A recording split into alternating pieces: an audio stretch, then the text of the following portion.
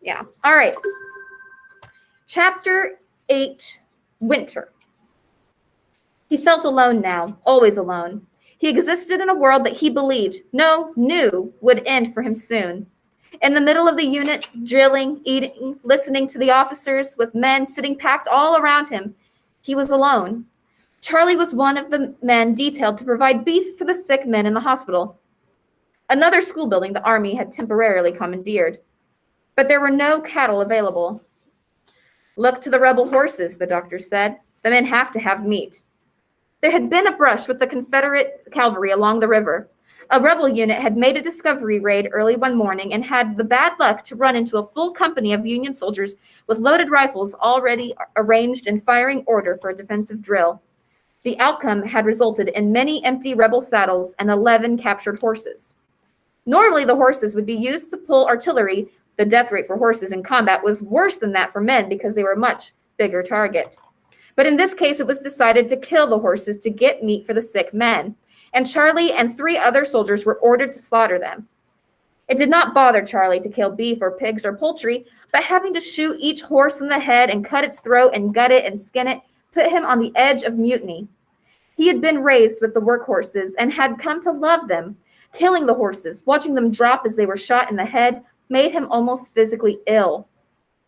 It was a miserable day. They lied to the sick men and told them it was beef, but those men knew. Horse fat is yellow, yellow as butter, and beef fat is white. And the men knew the meat was from horses. They ate it anyway and were grateful, but the whole day struck a sour note that added to Charlie's general gloom. At 4 the next morning, when they were called out into formation to march south, he was in a foul mood. They had had no warning of the impending movement, and rumors flew.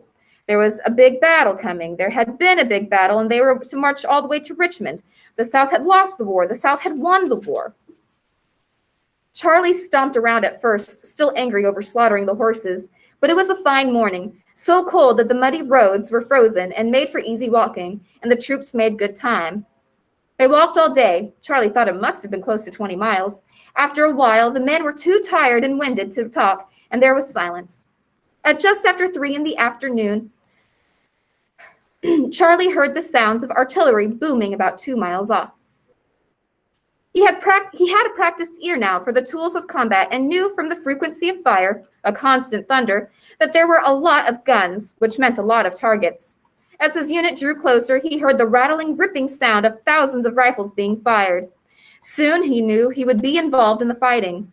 He checked his cartridge box as he walked, making sure his rifle was loaded and capped, and felt the fear building. Always the fear. The men marched down a country lane in the late afternoon. At any other time, it would have been a beautiful place. Trees lined the roadway, and though their leaves were gone, and the branches bent over the road, creating a cover. The sun shone through and dappled the road in light, but Charlie saw none of it. The sounds were louder now, much louder, and the chattering of the rifles was continuous. Half a mile, he thought, it's just half a mile to the fighting. He listened expertly while they marched. The lane ended a quarter mile ahead in a T. Some of the firing was off to the right, but most was to the left. They would probably be told to move left, into the worst of the firing. For a change, Charlie was wrong. At the end of the T, they were stopped. Throw down your packs and bedrolls, carry only your rifle, cartridges, bayonet, and canteens. Form line of battle to the right, sergeants yelled. The officers on horses dismounted, and with the sergeants directed the men down the road until they were stretched a quarter mile, then across the rail fence into a field of grain stubble. Always a field, Charlie thought. There's always fear and always a meadow. Once out in the open, he could see more of the battle. In front of him, for a moment, there were no soldiers, rebel or Union, just a field that stretched away a quarter mile to a line of trees. There was no foliage in the trees, but even as bare as they were, he could see no rebel troops or artillery to their front. Off to their left, well away, close to a mile, an absolute inferno raged. Artillery from both sides covered the battlefield with smoke, and the din of cannon and rifle fire was constant and deafening. Whenever the smoke cleared in small gusts of breeze, he could see men dropping by the hundreds, broken and crumbled and falling. Nothing, Charlie thought, as he watched the fight. Absolutely nothing could live through that, and he was grateful that it was happening to others and not him. There they are, somebody near him cried. In the trees! Charlie squinted and saw them. Not infantry this time, but assembling back in the trees were troops of cavalry, the horses jostling each other and kicking as they were pulled alongside each other. "They're going to come at us! They're sending horse against us," somebody yelled.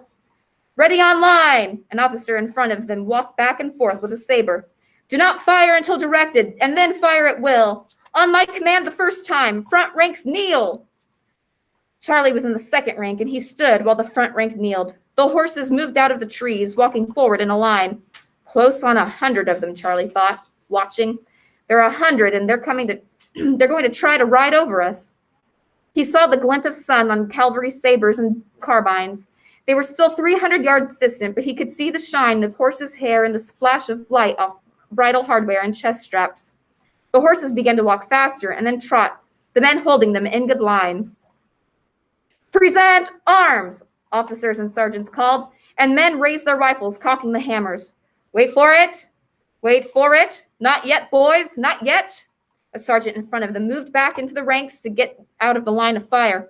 "Aim for the horses! When you get the command, aim low! Hit the horses to break the men!" More meat for the sick, Charlie thought, and felt bad for having to kill the horses. He didn't fret the men at all. They were going to kill him, and he didn't mind killing them first, but he hated shooting the horses. They started to canter. 200 yards now, 150. "Ready!" 100 yards. The rebel troopers were screaming that chuttering, high-pitched rebel yell, and the horses were full out, eating the distance. 50 yards. I could hit them with a chucked corn cob, Charlie thought. Spit flying out of the horses' mouths, hooves rumbling against the frozen ground. We'll never stop them, Charlie thought. No way in Hades can we stop them. Fire! At no more than 30 yards, over 600 men fired in a volley at 100 charging horses. The result was devastating. Charlie held high and took a trooper full in the chest, but most of the other men held on the horses, and not one animal came through unhit.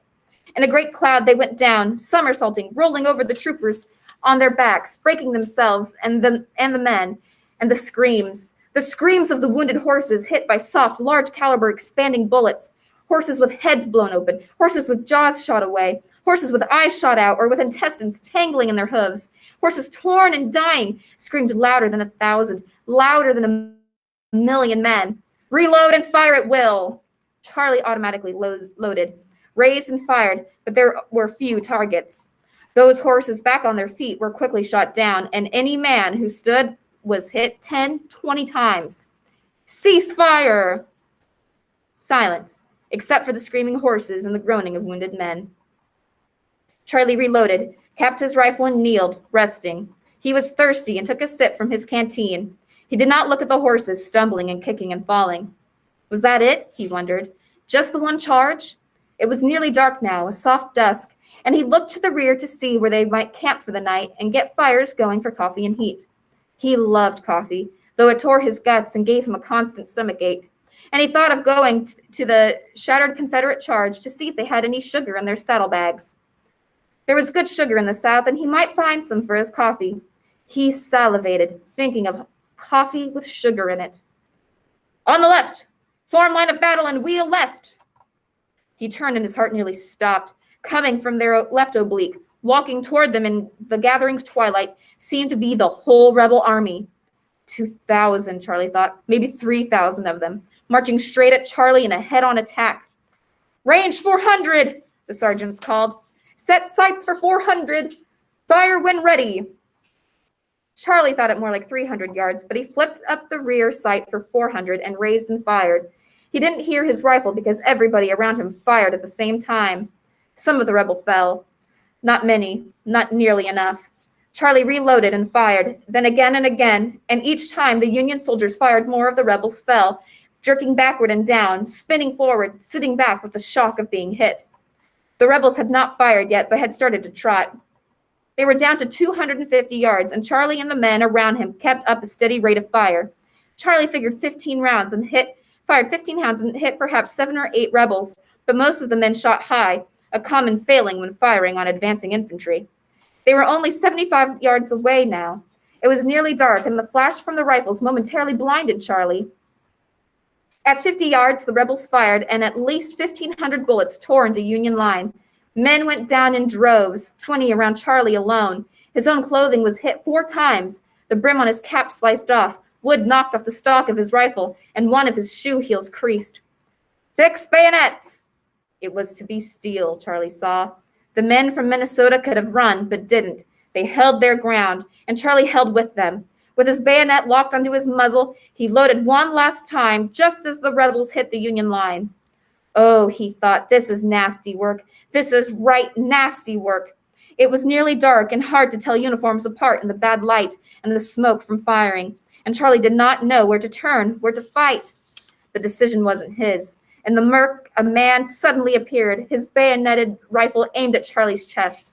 Charlie parried with his own rifle and took the rebel soldier just below the breastbone with his bayonet. The man had been running so hard he ran himself into the bayonet before falling off to the side, dying as he fell, his lungs and heart torn. Charlie's bayonet was stuck, and he had to put his foot on the man's chest to jerk it loose. After that, there was no order, no sense, no plan. Charlie became a madman. He attacked anything and everything that came into range, slashing, clubbing, hammering, jabbing, cutting, and always screaming in fear, in anger, and finally in a kind of rabid, insane joy. The joy of battle, the joy of winning, the joy of killing to live. At last, there was nothing around to hit, to fight, to kill. He stood with the rifle hanging at his side, his bayonet bent at the tip, the stock shattered, his arms weak, his legs soft, his chest heaving as he sucked air, his throat rasping. "They've run," somebody said. "They've took foot." "You're hit." A corporal stood in front of Charlie. "No, I'm all right." "You're hit there, in the shoulder."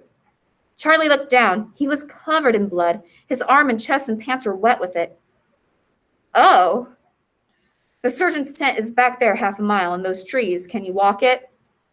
"I think so." "Go it then. Get patched. We'll see you later." Charlie walked in kind of a daze, dragging his broken rifle by the sling. With the dark, the temperature had plummeted, but he didn't feel the cold. He didn't feel anything.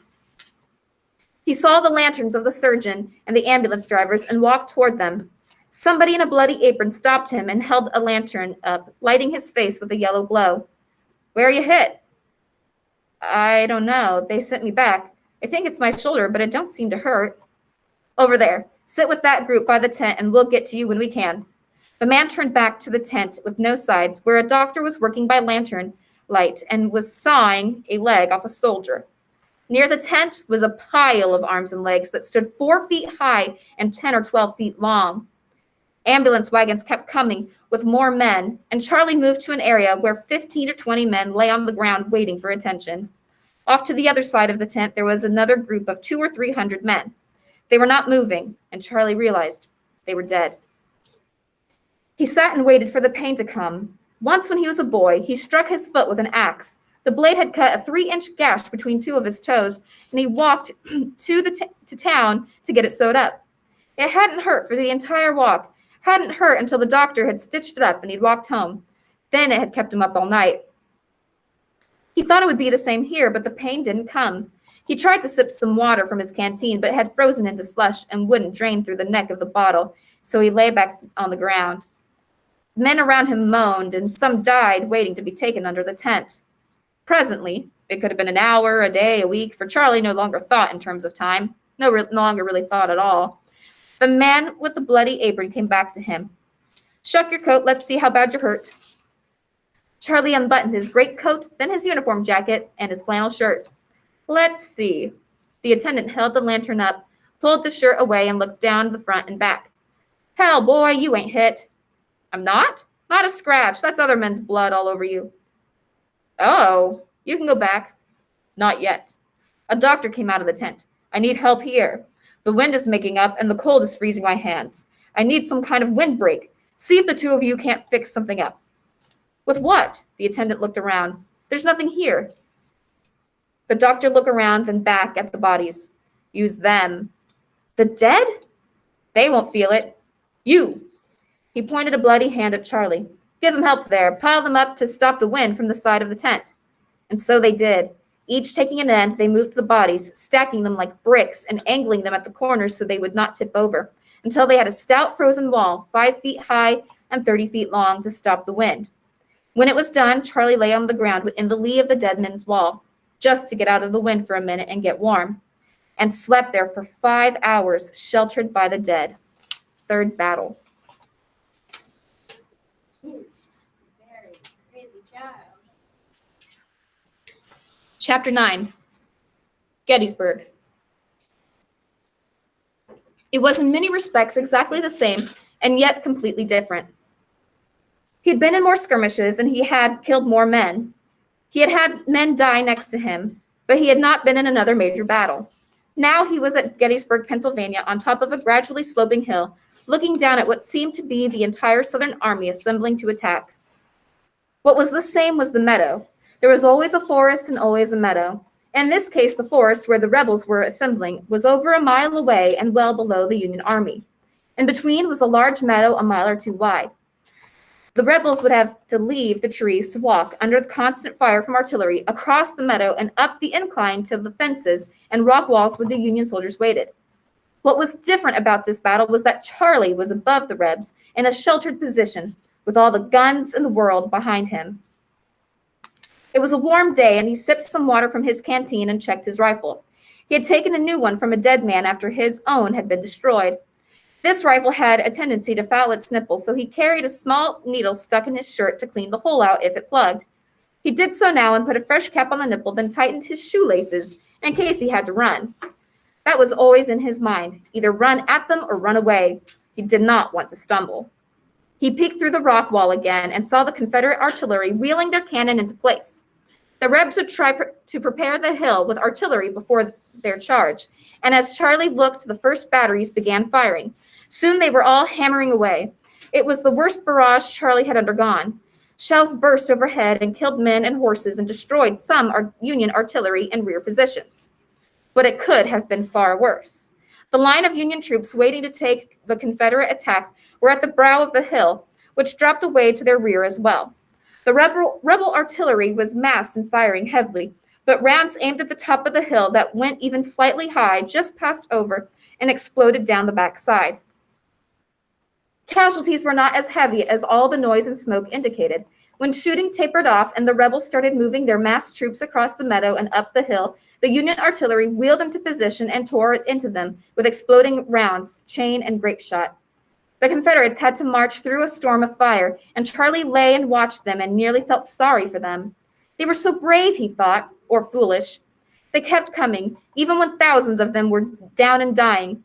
The cannon ripped them to pieces, wiping them out before they were even within rifle range, slaughtering them like sheep as they marched in even rows. Sometimes whole rows were dropped where they stood, so the dead lay in orderly lines, and still they came on. At first it all seemed so distant, as if it was a staged tableau. Men marched, then they spun and fell, exploding red bursts into the air. But as they came closer and Charlie could see what the artillery was doing to them, tearing, gutting, blowing apart, he could not believe that anyone could continue against the fire. Yet they came on, close enough now so that those not hit could return fire, and Charlie could hear their bullets hitting the rocks in front of him. And he thought, so this is what it's like to be safe, to fight from a good position. All right, up, men, the sergeants roused them. Ready to fire, shoot low, take their legs out. Present, aim, fire. Charlie raised, aimed, and fired, all in less than 2 seconds. He did not know if he hit, did not care. He reloaded behind the wall, rose, aimed, fired, and thought, this is the way it should be done. The bullets over his head sounded like a storm, but they were all high, and he kept reloading and firing as the remaining Rebs screamed and started to run at the wall. Up, men! Bayonets! Take them! Charlie did not think any of the rebels would reach the line, but they came on. Torn and bleeding and many in rags, they yelled and came with bayonets. And for a moment, it seemed they would carry it, win the hill, win the battle against impossible odds. But a colonel saw the danger and ordered the only unit still in relative shelter, the 1st Minnesota Volunteers, to make a counter-charge. They rose and went as one man, Charlie among them, screaming their own yells. They tore down the hill at the rebel unit storming up the hill, and the two bodies of men collided in a smash of steel and powder, standing toe-to-toe, hacking and shooting at each other, neither giving, climbing over the bodies of friends to hit enemies. Charlie in the middle, jabbing and screaming until he was hit, and hit again, spun and knocked down, and he saw the red veil come down over his eyes, and knew that at last he was right. At last he was done. At last he was dead. Chapter 10, June 1867, so 2 years after the war. He could remember all the sweet things when it had started. Waving pretty girls, southern summer mornings, cheering children, dew on a leaf. Even when all his thoughts came on to being gray and raining, and the parades were done, and the dances were done, and the killing, he thought of it as butchery more than killing, was at last done, he could remember all the pretty things. He was 21 now, just getting to where he should be studying on marriage and raising some young ones, finding some land to work and improve.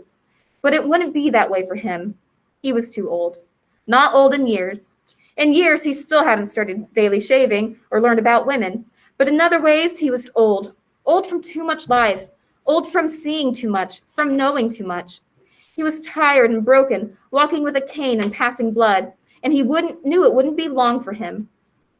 In some ways, it made him sad, and in some ways, he was near glad of it. So many of the men he knew were there already, gone across, that he thought it might not be so bad to go see them, to get away from this constant pain and the sounds he couldn't stop hearing. And so on this fine summer morning near Winona, Minnesota, he walked out along the river, limped was more like it, to have himself a picnic. He carried a feed sack with half a loaf of bread and some of Agile Peterson's cheese, and a chunk of roast beef with fat in it, and a jar of cold coffee. That was one thing that stuck with him. The army had taught him to like coffee, live on coffee, and he still drank it even though it knotted his guts. Coffee and beans. He could sit to a meal of coffee and beans and a little pork belly and not feel starved. But not for a picnic, not for this picnic. He wasn't sure, in fact, he would eat. He'd come out on many such picnics before, not sure he would eat, but just to sit on the river and wonder if it was time to go visit the others. And always he had eaten and had coffee and then walked, limped back to his small house on the edge of town. He heard it called a shack, Charlie's shack, but he thought of it as a house. He found a place where a soft breeze kept the mosquitoes away, and the sun warmed the grass and dirt, and some rocks in the river made rippling sounds, and he stopped with great effort, lowered himself into a sitting position. He sat with his legs straight out in front of him. It was an awkward position, but his knees didn't want to bend, and he couldn't lie back on the grass because it made him sick to lie down. So he sat, watching the river go by. Then he reached into the sack and took out the bread and cheese and set them on a small, flat rock nearby. Then, as he removed the jar of coffee, his hands brushed the other thing in the sack, and he took it out and put it on the rock near the bread and cheese.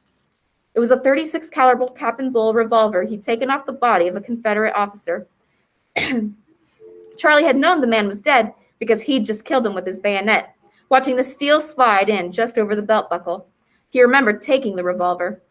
Everybody wanted them, those Confederate revolvers. Back home, they wanted them. "Pick me up a Confederate pistol," they'd say in letters, as if he'd just pick one off the ground, as if they weren't being carried by Confederate soldiers who didn't want to give them away, as if you wouldn't have to kill men to get the revolvers. He shook his head. That wasn't one of the things he liked to think about. The revolver shone in the sun. It was clean and free of rust and corrosion, greased and capped and fully loaded, the walnut grips so shiny they looked deep and almost red. It was a pretty thing, he thought. The revolver was as pretty as anything he'd seen, black and shining. And he held it for a moment, hefting it. He eased the hammer back until it clicked, looked at his finger on the trigger, and knew if he just touched it there, just a light touch, it would trip the hammer to slap the percussion cap and set off the powder and send the little .36 caliber ball speeding out of the barrel and into his... He eased the hammer down with his thumb and laid the pistol back on the rock next to the cheese and then sat, listening to the ripple of the river, watching the water go by and thinking of all the pretty things. Author's note. This is partly a work of fiction. Charlie Goddard really existed. He enlisted in the 1st Minnesota Volunteers when he was 15, lying about his age, and fought through virtually the entire war. I've had to take some minor liberties with the timing because no one man could have been everywhere at once. Charlie, for instance, did not fight at Bull Run, although it was about the only battle he missed. He did not fight because he was laid up with dysentery. But in all respects, everything in this book happened, either to Charlie or to men around him. Every event is factual, including the building of a wall of dead bodies to stop the wind. Charlie really did receive wounds at Gettysburg. The destruction at Gettysburg was nearly biblical in its proportions. More men were killed there in just 2 hours than in all previous American wars, the Revolution included, combined.